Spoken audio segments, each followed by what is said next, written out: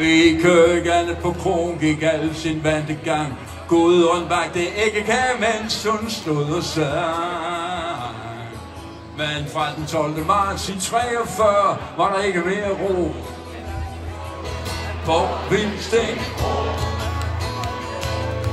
Og der kom Dr. Thorup en fremmed ind i kronskænkestue og sagde, Marius Fil, hvis du vil, er du ham viske på.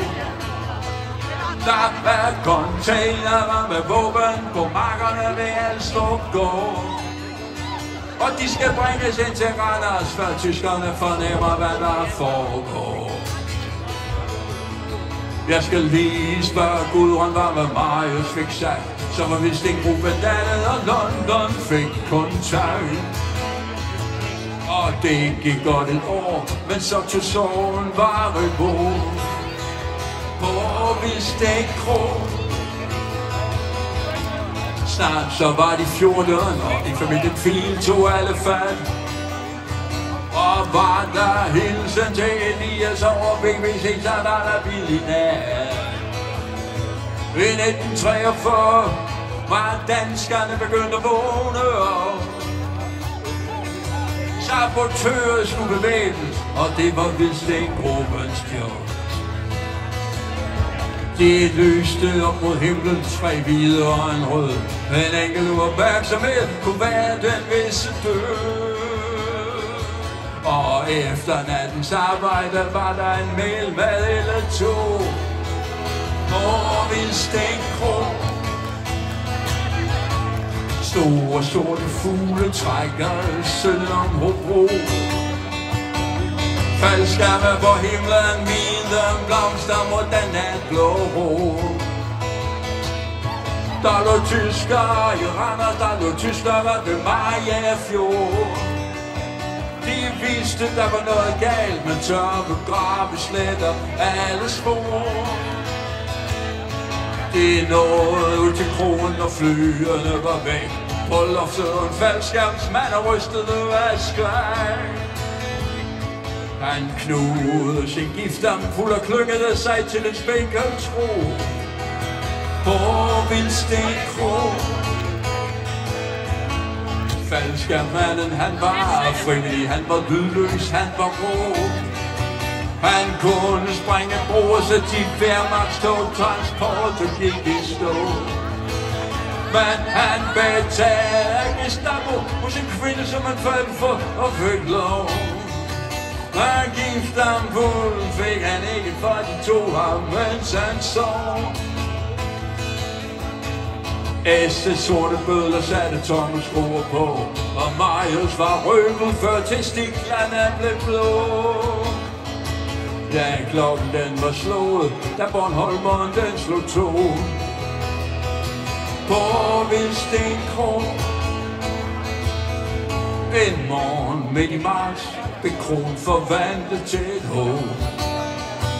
Der var støvletramp i gården, motorstøj og tysk kommando. Gudrun stod i køkkenet, det hamrede på den lave dør. Heil Hitler, hente hoch, og Gudrun viskede, og Gud, nej, nu er det lige før.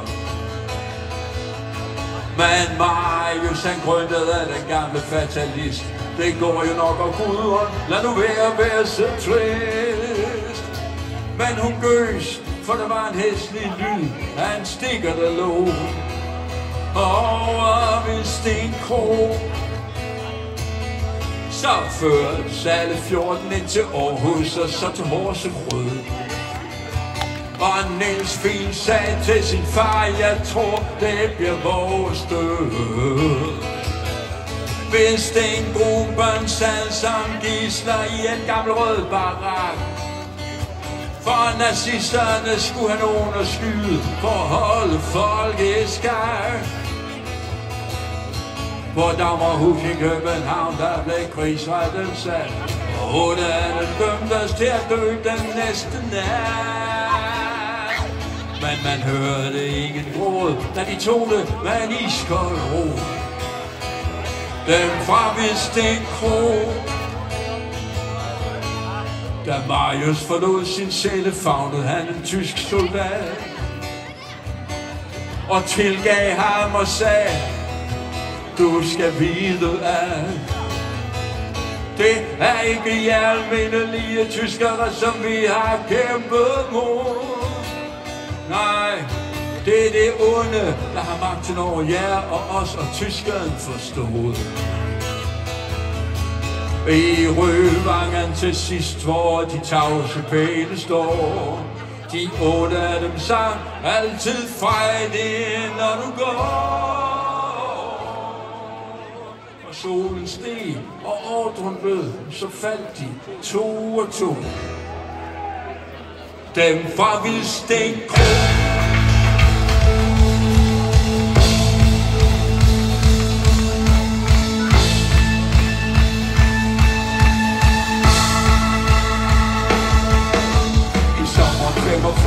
Når de er derhjemme, de fik den sidste ro.